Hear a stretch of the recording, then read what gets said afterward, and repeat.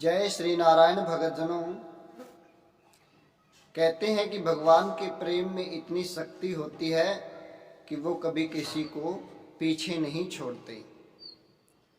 भगवान जिसे अपने हृदय से लगा लेते हैं, सदा के लिए वह उसको अपना बना लेते हैं।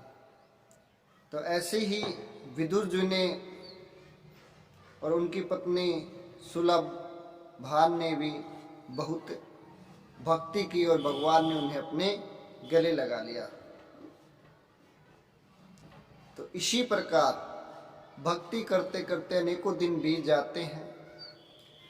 तो अभी तक हमने पढ़ा था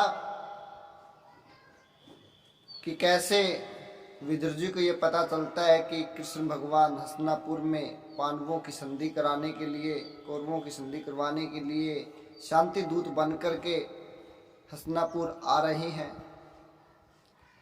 यह पता चलने के बाद वो अपने घर आते हैं और वो वहाँ पर बताते हैं और उनकी पत्नी और वो चर्चा कर रहे हैं कि क्या भगवान अब हमारे घर आएंगे।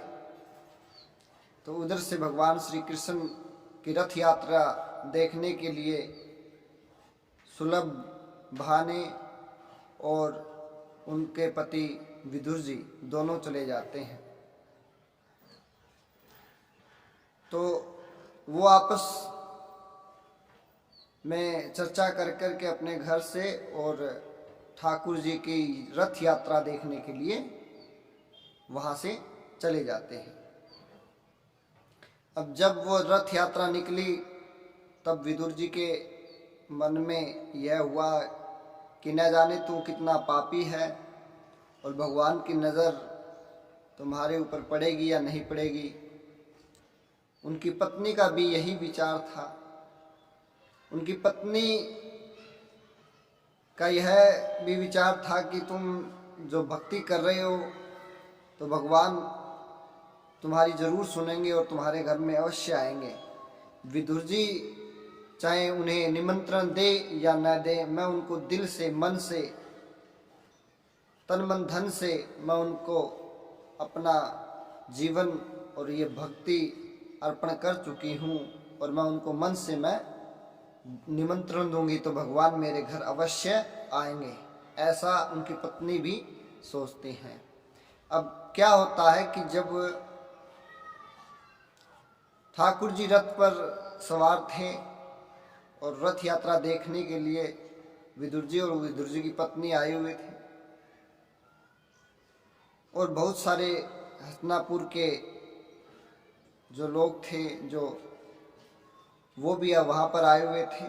तो इतने जनों में भगवान श्री कृष्ण की जो नज़र है वो विदुर जी और उनकी पत्नी पर पड़ती है।